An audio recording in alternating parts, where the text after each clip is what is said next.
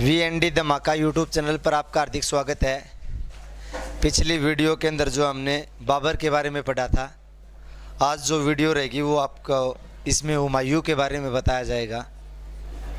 हुमायूं जो बाबर का उत्तराधिकारी था, इसके बारे में कंप्लीट आज पढ़ेंगे। ठीक है, तो स्टार्ट करते हैं आज का टॉपिक हुमायूं। देखो, सबसे पहले इसके कार्यकाल की बात करते हैं तो हुमायूं का कार्यकाल जो है 1530 ईस्वी से 1540 ईस्वी तक जो इसका पहला कार्यकाल है, पहला कार्यकाल। ठीक है, इसके बाद क्या हुआ था, ये 15 वर्षों तक इसने वेट किया। ठीक है, और उसके बाद दोबारा से फिर से सत्ता में आता है 1555 ईस्वी में, और 1556 ईस्वी तक जो है दूसरा इसका कार्यकाल है, दूसरा। ठीक है, दूसरा कार्यकाल। ये हुमायूं के कार्यकाल के बारे में बातें थी। अब हुमायूं का परिचय मैं आपको करवाता हूँ। परिचय की अगर हम बात करें, ठीक है, तो हुमायूं के बारे में तो पता ही चल गया, ये उत्तराधिकारी है किसका, बाबर का। दूसरा हम बात करते हैं इसके जन्म की। जन्म जो इसका 6 मार्च 1508 ईस्वी काबुल में हुआ था। ठीक है, तो हुमायूं का जन्म कब हुआ था? 6 मार्च 1508 ईस्वी काबुल में हुमायूं का जन्म होता है। इसके बाद हम पढ़ेंगे इसके पिताजी का नाम क्या था। इसके पिता का नाम जो है बाबर है, बाबर। और हुमायूं की माता का नाम, माता जी जो थी इसकी, वो माहम बेगम थी, माहम बेगम। ठीक है, तो ये माहम बेगम का पुत्र था हुमायूं। इसके पूरे नाम की बात करें तो नसीरुद्दीन महमूद हुमायूं। ठीक है, इसका पूरा नाम था नसीरुद्दीन महमूद हुमायूं। ये हुमायूं के बारे में कुछ प्रारंभिक बातें थी। ठीक है, इसके पिताजी, माताजी नासिरुद्दीन मोहम्मद, और हुमायूं की पत्नी की बात करूँ तो हमीदा बानो बेगम, हमीदा बानो बेगम, ये हुमायूं की पत्नी का नाम है। ठीक है, तो ये हुमायूं के बारे में परिचय थोड़ा सा करवा दिया। भाई, जन्म इसका 6 मार्च 1508 ईस्वी काबुल में होता। पिता जो है बाबर है, माता का नाम जो है माहम बेगम है, और इसका पूरा नाम है नसीरुद्दीन महमूद हुमायूं, और इसकी पत्नी का नाम है हमीदा बानो बेगम। और इसके राज्याभिषेक की बात करें हम, राज्य अभिषेक, हुमायूं का राज्याभिषेक जो है बाबर की मृत्यु के 4 दिन बाद हुआ था, यानी 30 दिसंबर 1530 ईस्वी को। ठीक है, 30 दिसंबर 1530 ईस्वी को जो है आगरा के अंदर इसका राज्याभिषेक होता है, आगरा में इसका। अब देखो, बात क्या थी हुमायूं के बारे में पढ़ने से पहले बता देता हूँ। जो बाबर जो था, चाहे वो पानीपत का युद्ध है, चाहे वो खानवा का युद्ध है, सभी सैन्य अभियानों में जो है बाबर हुमायूं को अपने साथ रखता था। ठीक है, हुमायूं को अपने सारे सैन्य अभ्यासों में साथ रखता था। एग्जाम में काफ़ी बार पूछा जाता है किसकी सैन्य जो शिक्षा थी वो बाबर ने अपने साथ रहकर करवाई थी, तो सैन्य शिक्षा जो है बाबर ने हुमायूं की करवाई थी। ठीक है, अगर हम इसके भाई बहनों की बात करें, हुमायूं के भाई बहनों की, सबसे पहले इसने क्या किया था, बाबर ने ये कहा था भी मेरी मृत्यु के बाद, मेरे मरने के बाद जो है मेरा उत्तराधिकारी हुमायूं होगा, लेकिन जो मेरा और पुत्र हैं और पुत्री हैं उनके अंदर भी जो है साम्राज्य का विभाजन होना चाहिए। तो ये बात किसने कही थी? हुमायूं की। तो अब बात करते हैं इसके भाई बहनों की, क्योंकि साम्राज्य का विभाजन करेंगे तो भाई बहनों के बारे में पढ़ना पड़ेगा, पूछना पड़ेगा किसको क्या दिया था। तो भाइयों की बात करूँ तो हुमायूं के 3 भाई और 1 बहन थी, 1 बहन। 3 भाई कौन कौन थे? एक बड़ा भाई का नाम था कामरान, दूसरा था अस्करी, और तीसरा हिंदाल।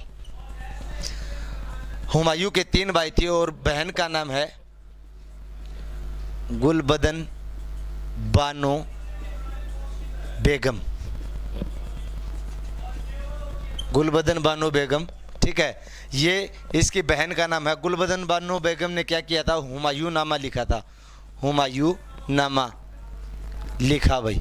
हुमायूं नामा किसने लिखा था? तो गुलबदन बेगम ने लिखा था, गुलबदन बानो बेगम ने।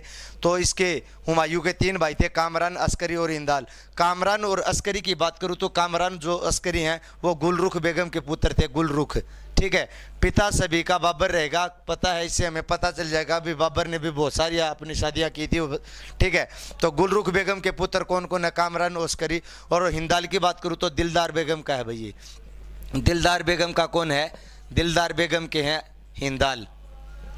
अब बात आती है इसकी मृत्यु के बाद, बाबर की मृत्यु के बाद क्या होता है? हुमायूं के सामने एक चुनौती आती है और चुनौती था साम्राज्य का विभाजन। ठीक है, तो इसको एक बार रफ कर देता हूं बोर्ड पे। देखो भाई, परिचय करवा देता हूं। हुमायूं का 1530 से 40 तक पहला शासनकाल होता है बाबर की मृत्यु के बाद, और 55 से 56 तक इसका दूसरा कार्यकाल रहता है। ठीक है, तो इसका जन्म हुआ था 6 मार्च 1508 ईस्वी, काबुल के अंदर जन्म हुआ था। पिता का नाम है बाबर और माता का नाम है महम बेगम। पूरा नाम इसका नासिरुद्दीन महमूद बाबर, और पत्नी का नाम है हमीदा बानू बेगम। राज्याभिषेक इसका 30 दिसंबर 1530 ईस्वी आगरा में हुआ था। इसके 3 भाई हैं, कामरान और अस्करी जो है वो गुलरुख बेगम के हैं, और हिंदाल जो है वो दिलदार बेगम का। ये 3 भाई हो गए, और इसकी एक बहन थी गुलबदन बानो बेगम, जिसने क्या लिखा था? हुमायूं नामा लिखा था, जो हुमायूं की आत्मकथा है। अब आगे पढ़ते हैं बाबर हुमायूं के सामने आई चुनौतियों के बारे में। क्या क्या इसके सामने चुनौतियां आई और किस तरीके का शासक था? अगर मैं बात करूं तो ये एक विद्वान शासक था भाई। हुमायूं जो है अच्छा सैन्य जानकार था, ये कोई दिक्कत नहीं थी, लेकिन इसके अंदर कुछ कमियां थी, जिसके कारण क्या हुआ, ये अपने साम्राज्य को स्थायी नहीं कर पाया था भाई हुमायूं। रीजन क्या था? ये आगे की नहीं सोचता था। ठीक है ना, दूरदर्शी शासक नहीं था ये, और इसके अंदर युद्ध का अंदर जो है ज़्यादा उसका बागडोर कैसे संभाली जाती है ये निर्णय लेने में थोड़ा असमर्थ था हुमायूं। उसका रीजन क्या था? हुमायूं की चुनौतियों के बारे में पढ़ते हैं। चुनौतियां, क्या चुनौतियां थी? सबसे पहले तो थे इसका साम्राज्य का विभाजन भाई, साम्राज्य का विभाजन। दूसरा था इसका व्यक्तित्व, हुमायूं का व्यक्तित्व, और तीसरा था बाबर का अस्थायी शासन भाई। अस्थायी शासन का मतलब क्या? वो भी पता है 4 साल के बाद ही उसकी मृत्यु हो जाती है। जब एंट्री करता है तो वो भी आगरा और दिल्ली के अलावा ज़्यादा अपने साम्राज्य को स्थायी नहीं कर पाता बाबर, पहले उसकी मृत्यु हो जाती है। तो साम्राज्य का विभाजन इसने कैसे किया था? ये उसका सबसे बड़ा विफलता का कारण रहा है भाई। मुगल एम्पायर का कारण क्या था? अगर आप अपनी सैन्य शक्तियों का विभाजन कर दोगे तो आपकी सैन्य शक्तियाँ कमज़ोर हो जाएंगी, और कमज़ोर को हर कोई आज के दिन दबाने की कोशिश करता है। तो वही इसके साथ हुआ था। साम्राज्य का विभाजन कैसे किया था? सबसे पहले हम कामरान की बात करते हैं। तो कामरान को इसने कांधार और काबुल दे दिए भाई। ठीक है, काबुल और कांधार किसको सौंप दिया था? इसने कामरान को सौंप दिया था। और अस्करी को संभल, अस्करी को इसने कहाँ का शासक बना दिया? संभल का शासक बना दिया। और हिंदाल को इसने क्या दिया था? मेवात का शासक किसको बनाया? हिंदाल को। देखो, आपने पता होगा बाबर ने अपनी उदारता के लिए कलंदर की उपाधि धारण की थी। ठीक है, उदार का मतलब होता दयालु। यहाँ पर हुमायूं भी अपने पिताजी के बताए हुए रास्तों के ऊपर चल रहा था। इसके अंदर भी जो है उदार भावना पैदा हुई, और इसने अपने चचेरे भाई जो है, चचेरा भाई था इसका, चचेरा भाई जिसका नाम था सुलेमान मिर्जा भाई। सुलेमान मिर्जा को जो है इसने बदखसा का सूबेदार बना दिया भाई, बदखसा का सूबेदार। ये ऐसे अपने साम्राज्य का इसने विभाजन किया था हुमायूं ने। ठीक है, अपने चचेरे भाई सुलेमान मिर्जा को बदखसा का सूबेदार बना दिया, जिसके इसकी सैन्य शक्तियां जो कमज़ोर होगी। अब हम पढ़ेंगे हुमायूं के महत्वपूर्ण युद्ध और इसके संघर्ष। अपने जीवन काल में इसने क्या क्या किया था, कौन कौन से युद्ध किए थे, कहाँ पे जीता था, कहाँ पे हारा था, निर्णायक युद्ध कौन से थे इसके हुमायूं के, सभी के बारे में पढ़ते हैं। पूरा विस्तार से पढ़ेंगे। साथियों, अगर वीडियो अच्छी लग रही है तो प्लीज़ इसको शेयर मार दो भाई सभी ग्रुपों के अंदर, ज़्यादा से ज़्यादा। बस भाई, धन्यवाद। ठीक है, तो हुमायूं के युद्धों के बारे में पढ़ते हैं। सबसे पहले अगर मैं बात करूं तो हम करेंगे कालिंजर अभियान भाई,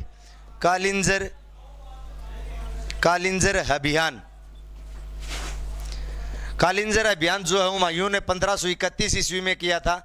1531 ईस्वी में किसके खिलाफ किया था?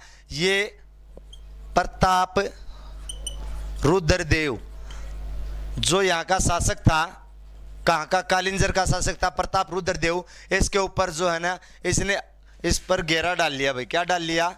घेरा। ठीक है, तो कालिंजर अभियान जो 1531 ईस्वी में प्रताप रुद्रदेव ने इसके ऊपर घेरा डाला था, तो क्या किया प्रताप रुद्रदेव ने इसके साथ एक संधि कर ली भाई। क्या कर ली?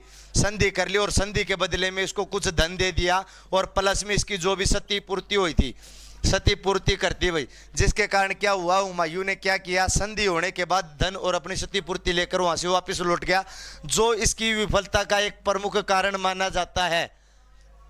रोक दे भाई एक बार, कोई दिक्कत नहीं है।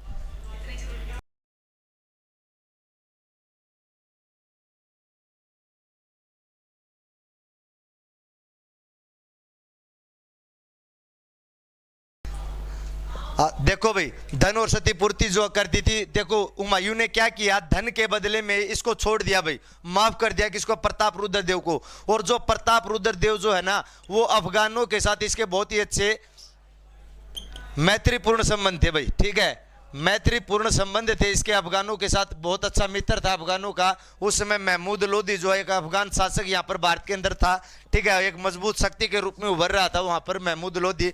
तो अफगानों के साथ अच्छे मैत्रीपूर्ण संबंध थे। इसका कोई अनिर्णायक युद्ध हो गया, इसका कोई निर्णय नहीं निकला, क्यों? क्योंकि इन दोनों के बीच में संधि होगी। संधि होने के बाद कालिंजर के बाद जो है, इसने चुनारगढ़ के किले पर आक्रमण किया। चुनारगढ़ भाई, चुनारगढ़ का किला भाई, ठीक है, चुनारगढ़ के किले पर इसने आक्रमण किया 1532 ईस्वी में, ठीक है, लिखे चुनारगढ़ के किले पर। उस समय चुनारगढ़ का जो शासक था, चुनारगढ़ का जो शासक था शेर खां भाई, चुनारगढ़ के किले पर आक्रमण किए जिसका शासक था शेर खां, ठीक है। चुनारगढ़ के किले के अंदर हुमायूं ने जो है शेर खां को घेर लिया भाई।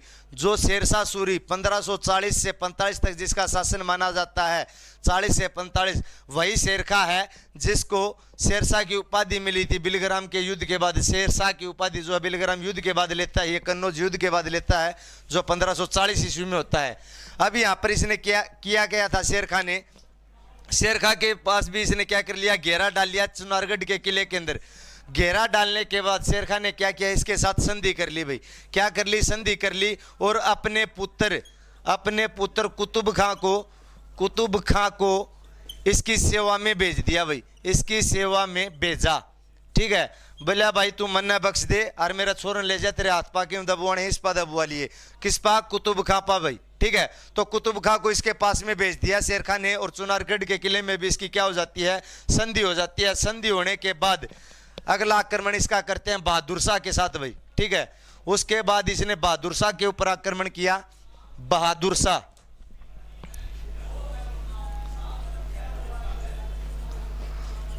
भाई 1535 से 36 में भाई, 1535-36 में इसने बहादुर शाह के ऊपर आक्रमण किया। किसने? हुमायूं ने। और इसमें क्या किया, बहादुर शाह को इसको हराकर गुजरात और मालवा पर अधिकार कर लिया भाई। गुजरात व मालवा को जीत लिया भाई। किसने? हुमायूं ने भाई।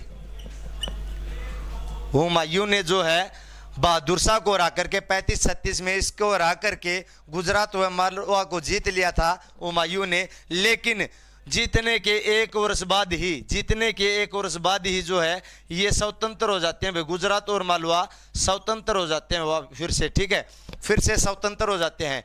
इसके बाद हम दोबारा से पढ़ेंगे चुनारगढ़ विजय भाई। हमने चुनारगढ़ का किला पढ़ा था, अब चुनारगढ़ विजय पढ़ेंगे। चुनारगढ़ विजय के बारे में पढ़ेंगे। 1538 ईस्वी में जो है इसने चुनारगढ़ को जीत लिया था भाई हुमायूं ने। 1538 ईस्वी में जो हुमायूं था इसने चुनारगढ़ के ऊपर दोबारा से आक्रमण कर दिया। और सभी को पता चुनारगढ़ के अंदर शासक कौन था? शेर खां, ठीक है। जैसे ही शेर खां को पता चला कि हुमायूं ने इसके ऊपर दोबारा से घेरा डालने के लिए तैयारी कर दी है, संघर्ष करने के लिए, आक्रमण करने के लिए हुमायूं तैयार है, तो वहां से चुनारगढ़ के किले को छोड़ करके वो पंजाब की तरफ भाग जाता है भाई। पंजाब की तरफ चला जाता है। कौन? शेर खां पंजाब की तरफ चला जाता है। तो वो क्या करता है, इसको जीत लेता हुमायूं, चुनारगढ़ के किले को जो जीत लेता है। और इसको जीतता हुआ आगे बढ़ता हुआ बंगाल को भी उसने जीत लिया भाई। बंगाल भी जीत लिया। किसने? हुमायूं ने भाई। चुनारगढ़ के किले को जैसे ही देखा भी शेर खां इसको छोड़कर जा रहा है, तो उसने चुनारगढ़ के ऊपर विजय प्राप्त कर ली और इसी धुन में इसी सेना के साथ आगे बढ़ते हुए निरंतर उसने बंगाल को भी जीत लिया। लेकिन यहां पर इसके साथ एक बहुत बड़ी ट्रेजरी हो जाती है। वो क्या होती है, जब यह बंगाल विजय के अंदर व्यस्त था हुमायूं, तब इसका जो छोटा भाई था हिंदाल, ठीक है, हिंदाल जो मेवात के अंदर इसने का शासक बना रखा था, मेवात का शासक बना रखा था, इसने क्या किया, हिंदाल ने देखा कि इसका भाई जो हुमायूं है वो बंगाल विजय के अंदर व्यस्त है, बंगाल विजय के अंदर व्यस्त था, तो इसने क्या किया, अपनी गाड़ी उठाई, कित पहुंच गया, आगरा पहुंच गया और आगरा में जाकर स्वयं को जो है स्वतंत्र बादशाह घोषित कर लिया भाई, स्वतंत्र बादशाह घोषित कर लिया भाई। किसने, हिंदाल ने। तो क्वेश्चन बहुत बार पूछा जाता है, किस मुगल शासक ने स्वयं को आगरा के अंदर स्वतंत्र बादशाह घोषित किया था, तो हिंदाल। और हिंदाल को कहां का शासक बनाया गया था, मेवात का बनाया गया था। और किसने बनाया था इसको, तो हुमायूं ने बनाया था। अब आगे बढ़ते हैं, अपना अगला युद्ध जो है बाबर इसका हुमायूं का, चौसा का युद्ध भाई, ठीक है। तो अब चौसा के युद्ध के बारे में पढ़ेंगे, कोई भी पॉइंट एग्जाम व्यू से हम छोड़ेंगे नहीं, हुमायूं का कंप्लीट पढ़ेंगे। तो सबसे पहले पढ़ते हैं चौसा का युद्ध भाई। चौसा का युद्ध भाई, चौसा का युद्ध जो है 1539 ईस्वी में शेर खां वर्सेस हुमायूं। साथियों, मैंने पिछली वीडियो में जिस वीडियो में युद्धों का वर्णन आता है, मैं हर वीडियो के अंदर आपको एक बात बताता हूं, जो जीतने वाला शासक होगा उसको हम हमेशा आगे की तरफ रखेंगे। जो भी शासक विजयी होगा, जो जीतेगा उसको आगे और जो हारेगा उसको पीछे। तो आपको इस युद्ध में, चौसा के युद्ध में किसकी विजय हुई साफ साफ दिखाई दे रहा है, क्योंकि आगे हमने लिख रखा है शेर खां, तो हुमायूं पीछे लिख रखा है, तो ये आ रहा था। और जीत किसकी हुई थी, शेर खां की, ठीक है, शेर खां की जीत हुई थी। और चुनारगढ़ को वापिस इससे जीत लिया गया शेर खां ने चौसा के युद्ध में 1539 ईस्वी में। देखो चाचा की कसम, मैं पूरे युद्ध करवा दूंगा भाई इसके, ठीक है, पूरे युद्ध हम इसके करेंगे। चा का मतलब था चौसा का युद्ध, जो इसके बारे में हम पढ़ रहे हैं, सबसे इंपॉर्टेंट युद्ध है ये। कै का मतलब करेंगे हम कन्नौज का युद्ध भाई, कन्नौज का युद्ध भाई, कन्नौज का, या इसको हम बोल सकते हैं बिलग्राम का युद्ध भाई, ठीक है, बिलग्राम सबसे इंपॉर्टेंट युद्ध है, कन्नौज या बिलग्राम का युद्ध। ये 1540 ईस्वी में हुआ था, 1540 ईस्वी में, 1540 ईस्वी में किसके बीच, शेर खां वर्सेस हुमायूं, इन दोनों के बीच में फिर से युद्ध हुआ, शेर खां वर्सेस हुमायूं। क्यों, क्योंकि यहां पर तो इसने सिर्फ चुनारगढ़ को जीता था भाई, चौसा के युद्ध में तो इसने चुनारगढ़ को जीता था, लेकिन आगरा और दिल्ली जो इसके अधिकार में थे, आगरा और दिल्ली, ठीक है, इनके ऊपर विजय कौन से युद्ध में की थी, कन्नौज या बिलग्राम के युद्ध में शेर खां ने किसे जीता था, आगरा और दिल्ली को जीता था 1540 ईस्वी में। और इस युद्ध के अंदर क्या हुआ था, शेर खां ने सोचा इसका तो रोज का काम हो गया हुमायूं का, पिछले साल भी आया था, इस साल फिर आ गया। जब इसको मारने की तैयारी कर रहा था, तो एक व्यक्ति था, निजाम खान नामक व्यक्ति ने इसकी जान बचाई थी भाई, निजाम खान नामक एक व्यक्ति ने इसकी जान बचाई थी, ठीक है। और वो यहाँ से ये सिंध प्रांत के अंदर भाग गया भाई, सिंध प्रांत के अंदर भाग के छिप गया था, कौन, हुमायूं जो है सिंध प्रांत भाग गया था, वहीं पर छिप गया था पंजाब के अंदर। और यहाँ पर इसका कार्यकाल समाप्त हो जाता है 40 के अंदर, क्योंकि यहाँ पर कन्नौज बिलग्राम के युद्ध में जो है आगरा दिल्ली को जीत लेता है, कौन, शेर खां। उसके बाद अब अगला युद्ध करता है ये सर हिंद का युद्ध, ठीक है, सर हिंद का युद्ध, सर हिंद का युद्ध भाई। सर हिंद का युद्ध के अंदर इसने क्या किया था, 1555 ईस्वी के अंदर भाई दोबारा से सत्ता के अंदर आया। क्यों, क्योंकि जो हुमायूं है ये वेट कर रहा था किसका, शेरशाह सूरी के जो पुत्र थे, ठीक है ना, सिकंदर सूर भाई, सिकंदर सूर लिख देता हूं मैं नाम, सिकंदर सूर के साथ युद्ध हुआ था और सिकंदर सूर की इस युद्ध के अंदर हार हो गई थी। सर हिंद के युद्ध में किसकी हार हुई थी, सिकंदर सूर की हार हुई थी। जीत्या कौन था, हुमायूं भाई। और हुमायूं सिकंदर सूर को हरा करके पुनः जो है दिल्ली की गद्दी पर बैठ जाता है, दिल्ली की गद्दी पर बैठ जाता है कौन, हुमायूं। 1555 ईस्वी में इसने एक युद्ध और किया था, मच्छीवाड़ा का युद्ध भाई, मच्छीवाड़ा का युद्ध। मच्छीवाड़ा का युद्ध जो हुआ था ये भी 1555 ईस्वी में हुआ था। इसमें इसने पहले पंजाब को जीता था भाई, ठीक है ना, पंजाब के अंदर ये युद्ध हुआ था 1555 में, मच्छीवाड़ा का युद्ध। इस युद्ध के बाद जो है 55 में इसने दिल्ली पर पुनः अपना जो है आधिपत्य स्थापित कर लिया था हुमायूं ने। लेकिन इसके साथ हुआ क्या, दिल्ली के अंदर ये एक महल का निर्माण करवाता है हुमायूं, ठीक है। दिल्ली के अंदर एक महल बनवाता है जिसका नाम है दीन पनाह महल। दिल्ली के अंदर इसने एक महल बनवाया जिसका नाम था दीन पनाह महल। दीन पनाह महल जो 1533 ईस्वी में दिल्ली के अंदर इसके द्वारा बनवाया गया था हुमायूं के द्वारा। और इसके अंदर इसका एक पुस्तकालय था भाई, हुमायूं का पुस्तकालय था, पुस्तकालय जिसका नाम था शेर मंडल भाई। ठीक है, शेर मंडल। तो बहुत बार एग्जाम में पूछा जाता है हुमायूं के पुस्तकालय का नाम क्या था, शेर मंडल था। और शेर मंडल की सीढ़ियों से गिरकर इसकी 1 जनवरी 1556 ईस्वी को मृत्यु हो जाती है भाई।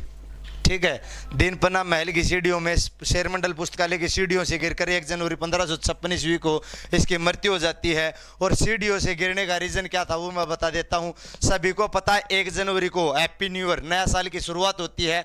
यो रात ने 12 बजे उठ की अपनी पत्नी हमीदा बानू बेगम जो नीचे सोई हुई थी उसको हैप्पी न्यू ईयर कहने के लिए सीढ़ियों से नीचे उतर रहा था भाई। नींदाम था, इसका पैर फिसल गया जिसके कारण सीढ़ियाँ मत गिर गया और गिरते इसकी क्या होगी, मृत्यु होगी। और जैसे इसकी मृत्यु हुई तो एक ब्रिटिश अधिकारी थे जिसका नाम था लेनपुल ने इसको क्या कहा है, लड़खड़ाते हुए जिया, लड़खड़ाते हुए जिया और लड़खड़ाते हुए मर गया। ये शब्द किसने कहे थे, लेनपुल ने कहे थे। और किसके लिए कहे थे, हुमायूं के लिए, क्योंकि ये अपना पूरा जीवन इसने युद्धों में व्यस्त कर दिया था। उसके बाद ये सिंध प्रांत में भाग गया था, 40 में 55 में वापस आया। वापस आने के बाद क्या हुआ, 2 युद्ध के इसने आते ही फिर से वही काम स्टार्ट कर दिया। 55 में मच्छीवाड़ा का युद्ध, सरहिंद का युद्ध, और 1 जनवरी को हैप्पी न्यू ईयर के चक्कर में इसकी क्या होगी, मृत्यु हो जाती है। और इस तरह से दी एंड हो जाता है किसका, हुमायूं का भाई। तो ये छोटा सा टॉपिक था हुमायूं। आशा करता हूँ आपको बहुत अच्छा लगा होगा। नेक्स्ट वीडियो के अंदर जो है हम कल से ज्योग्राफी का पार्ट स्टार्ट कर रहे हैं आपका। जल्दी ही 1 वीक हम history, 1 week geography, 1 week political, ऐसे कंप्लीट कोर्स आपका बिल्कुल फ्री मिलेगा इस चैनल के ऊपर। चैनल का नाम है VND धमाका। साथियों आपके सपोर्ट की जरूरत है, सहयोग की जरूरत है, तो प्लीज़ वीडियो को लाइक शेयर जरूर मार दिया करो। जय हिंद, जय भारत।